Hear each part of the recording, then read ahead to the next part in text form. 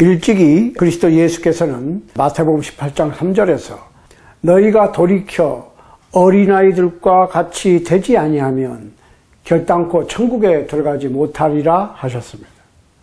그렇다면 사람이 천국에 들어가려면 돌이키는 일이 필요합니다.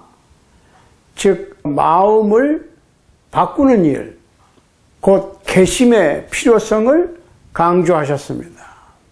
그래서 오늘 말씀의 제목은 마음을 바꾸라입니다. 자, 개심이란 말이 무슨 말입니까? 그렇다면 개심이 무엇이냐에 대해서 생각을 해보도록 하겠습니다.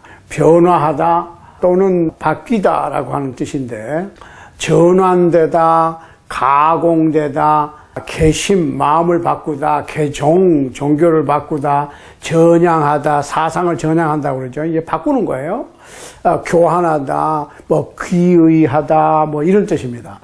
자, 그렇다면 어떤 상태로부터 다른 상태로 바뀌는 겁니다. 자, 여기서 개심, 개종, 그 얘기, 개심, 마음을 바꾸다. 그러니까 개심 글자 그대로 마음을 바꿔야 됩니다. 마음을 바꾸라. 이런 얘기죠. 마음을 바꿔야 돼. 개심. 자, 어떠한 상태에서 다른 상태로 바뀌는 겁니다. 굉장히 중요해요. 바뀌어야 돼. 예를 들면 나무가 과정을 거쳐서 종이가 되는 거예요. 철강석에서 철을 뽑아내는 거야. 철이 나와. 그 다음에 짐승의 가죽을 벗겨요. 짐승의 가죽을 벗겨서 뭘 만들어요?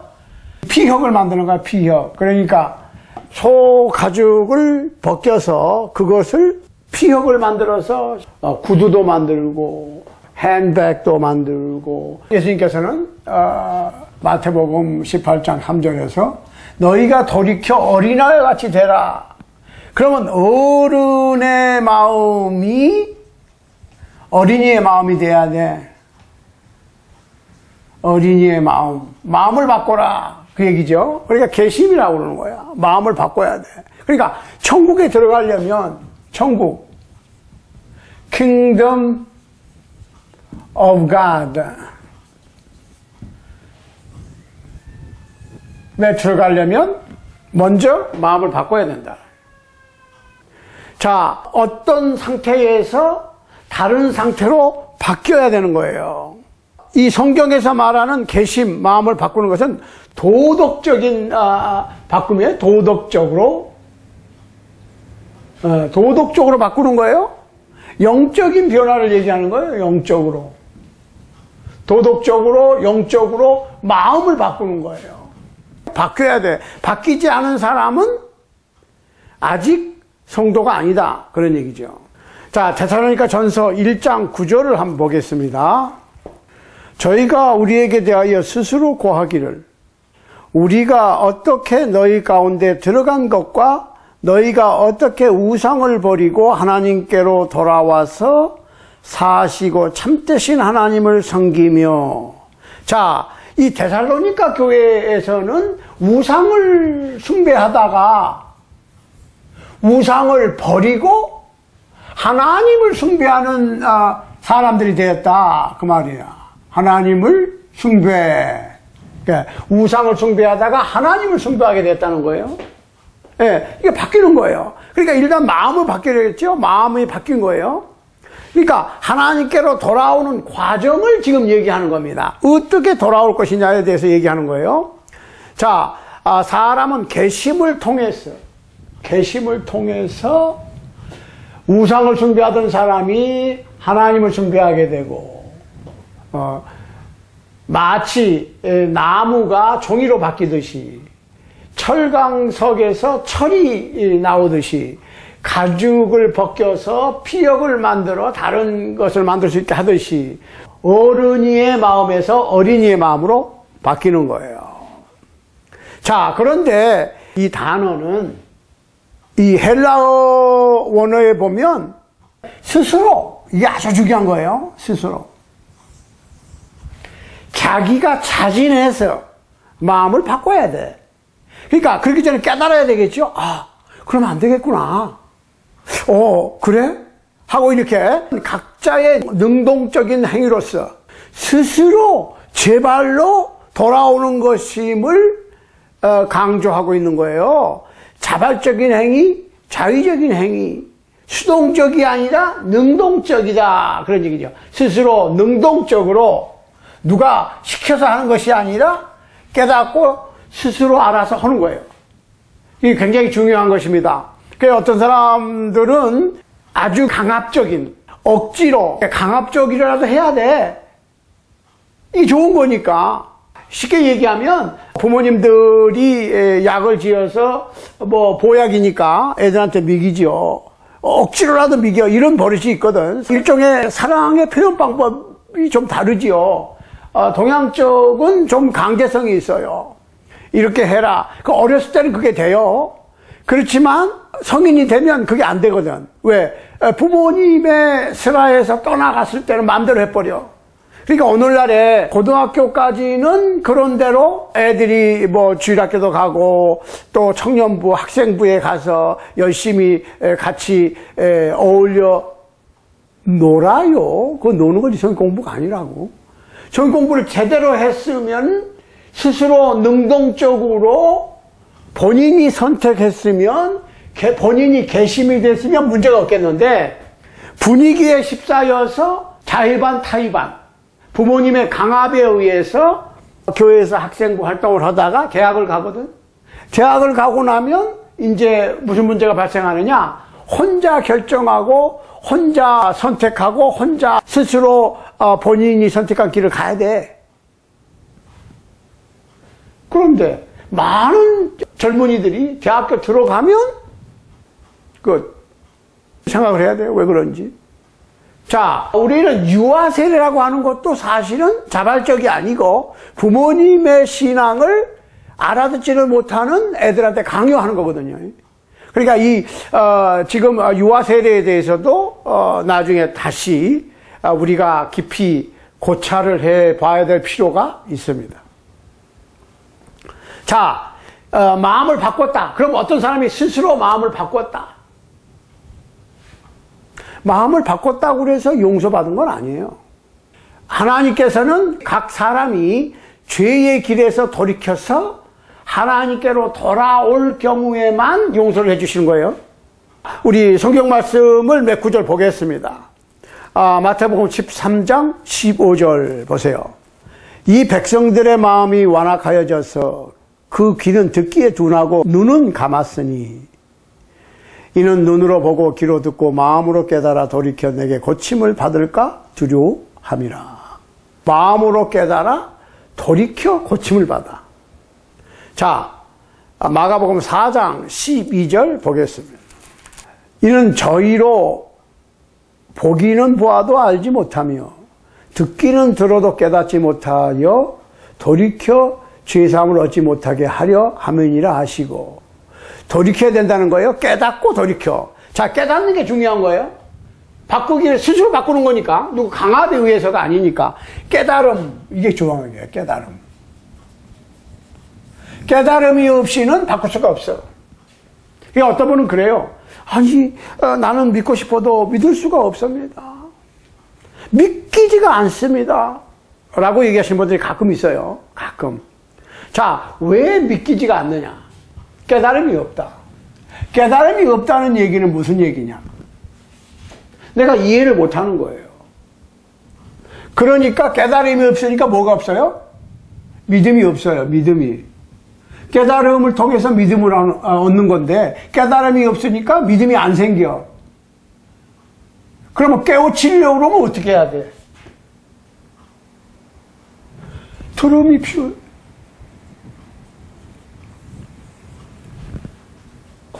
이게 다 이렇게 성경이 연결이 되는 거예요. 자, 내가 왜 믿음이 없느냐? 깨달음이 없다. 왜 깨달음이 없느냐? 들음이 없다. 들어도 못 깨달으는데. 어떤 사람들은? 들어도 안 되는데.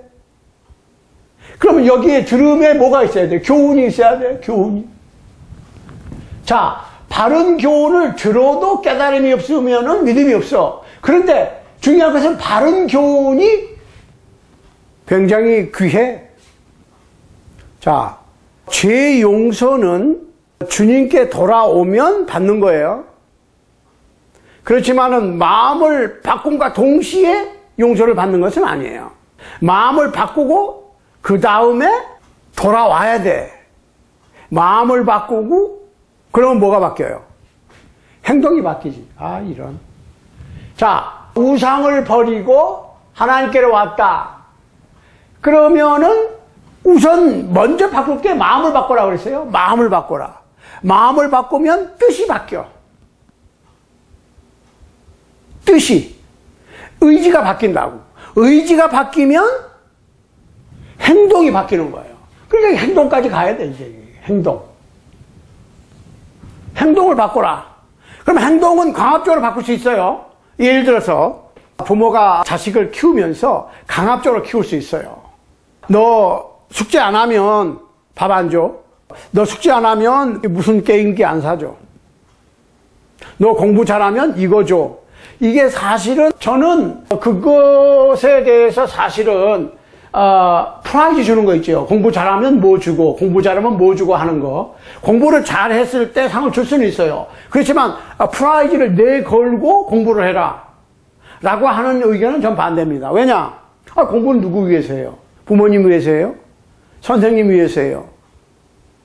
할아버지 할머니 위해서 손자 손녀들이 공부합니까? 저 위해서 공부하라는 거거든.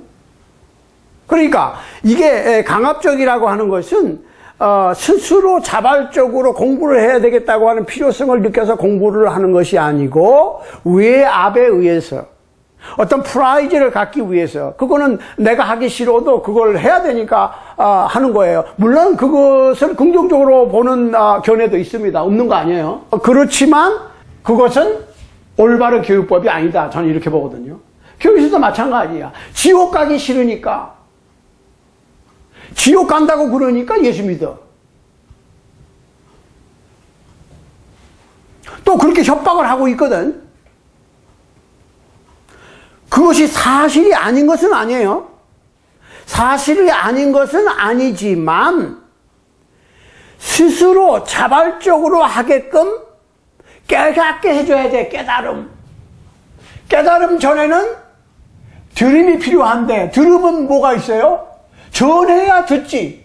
강의를 해야 들을 거 아닙니까? 그러면 강의 내용이 교훈인데 어떤 교훈을 강의하느냐에 따라서 그것을 들은 사람들이 깨달음이 있고, 깨달음이 있으니까 믿음이 생기고, 믿음이 있으니까 마음을 바꿔. 이거를 아까 우리가 얘기할 때 나무가 종이가 되고 철강석이 철이 되고 가죽이 피역이 돼서 벨트도 만들고 가방도 만들고 구두도 만들고 이렇게 한다고 그랬지요. 그렇지만 그거는 conversion, 바뀌는 것에 대한 설명이지, 이렇게 사람이 나무를 갖다가 종이를 만드는 것처럼 어떤 힘 있는, 능력 있는 어떤 분이 나무 같은 나를 종이로 강제로 만든다는 얘기는 아니에요. 그거 생각하면 안 돼. 그래서 헬라어 단어, 원어의 진정한 뜻은 스스로 바뀌는 거야. 이거는 단순히 무엇이 바꾸는 것이냐에 대한 설명이지, 이러한 과정도 똑같이 하나님께서 강제로 하신다는 얘기는 아니에요, 절대로. 예, 그거 우리가 오해해서는 안 됩니다. 자, 사도행전 3장 19절 한번 보세요. 사도행전 3장 19절에 보면 이런 말씀이 있어요. 그러므로 너희가 회개하고 돌이켜 너희 죄 없이 함을 받으라. 이같이 하면 유쾌하게 되는 날이 주 앞으로부터 이룰 것이요. 그랬습니다. 자, 회개하고 돌이켜 그랬습니다. 회개하고 돌이켜. 마음이 바뀌고 행동이 바뀌어. 행동이 바뀐다는 얘기는 삶의 방식이 바뀐다는 거예요. 라이프 애티튜드, 라이프 스타일이 바뀌어야 돼. 이 바뀜이 필요한 것이에요. 그러면 죄 없이 함을 받아라. 그래야 하면 유쾌하게 되는 날이 주 앞으로부터 이룰 것이요. 바뀌어야 된다는 거야. 응? 그러니까 제일 먼저 마음을 바꿔라, 그 얘기입니다. 마음을 바꿔라. 자발적으로. 자, 이사야서 55장 7절 말씀에 보면 악인은 그 길을 불의한 자는 생각을 버리고 여호와께로 돌아오라. 그리하면 그가 긍휼히 여기시리라. 하나님께 나아오라. 그가 널리 용서하시리라. 자, 악인은 그 길에서 돌이키고 불의한 자는 그 불의한 생각을 버리고, 그렇죠? 생각을 바꿔야 돼. 예. 생각이 바뀌면 마음이 바뀌고, 그렇죠? 마음이 바뀌면 행동이 바뀌고, 행동이 바뀌는 것까지가 바뀐 거예요. 그러면 하나님께서 용서하시겠다. 그러므로 사람이 하나님께로 돌아온 후에야 마음을 바꾸는 결국 뭐예요? 돌아옴. 돌아왔다는 얘기는 세상 길로 가다가 하나님의 길로 들어서는 거야. 바꿈. 뭘 바꾸냐? 생활 태도를 바꿔라. 생활 태도를 바꾸는 거예요. 사는 스타일을 바꾸는 거예요. 그러니까 사람이 바뀌어지지 않으면 죄 용서를 받을 수가 없다. 처음에는 마음을 바꾸고 뜻을 바꾸고 그 다음에 행동을 바꿔. 그래서 회개의 열매라고 얘기를 했거든요. 열매라고 하는 것은 결론을 얘기하는 거예요. 그러니까 회개의 열매를 맺으려면 삶의 태도가 바뀐 사람처럼 살아야 돼. 이게 중요한 거야. 네. 그렇지 않으면 생각만 바뀌어가지고는 안 돼. 그거는 바뀐 것이 아니라 아직 바뀌는 과정에 있고 아직 덜 바뀐 거예요. 그러니까 개심에 있어서 마음을 바꾸는 데 있어서 두 가지 부분이 있어요. 사람이 먼저 잘못된 것에서 옳은 것으로 바뀌어야 되고, 죄를 사랑하던 상태에서 의를 사모하고 행하는 상태로 돌아오는 부분이 있지요. 그 다음에 사람을 용서하시는 하나님의 부분, 이렇게 두 가지가 있어요. 그러니까 항상 모든 일에는 두 가지 부분이 있다고. 하나님께서 하시는 일, 인간이 해야 될 일. 이거 우리가 분명히 해야 돼요. 하나님께서 해 주실 일이 있고 인간이 해야 되는 일이 있다는 거예요. 하나님의 몫이 있고 인간의 몫이 있다. 돌아오는 건 누가 해요? 돌아오는 건 인간이 해. 돌아옴. 죄를 용서해 주시는 것은 하나님께서 하시는 거예요. 그러니까 돌아오는 것도 하나님께서 해 주신다, 이렇게 생각하시는 분들이 가끔 있는데, 천만의 말씀. 본인이 돌아와야 됩니다. 그러니까 결국 개심이라고 하는 것은 죄인이 사탄의 왕국에서 나와서 그 그리스도의 왕국인 교회, 하나님의 나라로 들어오는 과정을 얘기하는 거예요. 그러니까 죄인을 그리스도인으로 만드는 과정이 개심이다. 어둠에서 빛으로, 죄악에서 그리스도의 나라, 의의 나라로 들어오는 거야. 들어오는 길은 누가 만들어 놓으셨어요?